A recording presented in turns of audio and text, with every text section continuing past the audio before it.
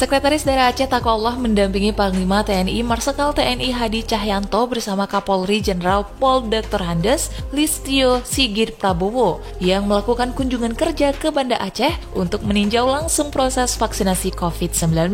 Peninjauan dilakukan di Gedung Banda Aceh Convention Hall, Selasa 2 November 2021. Di Gedung Banda Aceh Convention Hall, selain meninjau proses vaksinasi, Panglima TNI dan Kapolri juga memberikan arahan singkat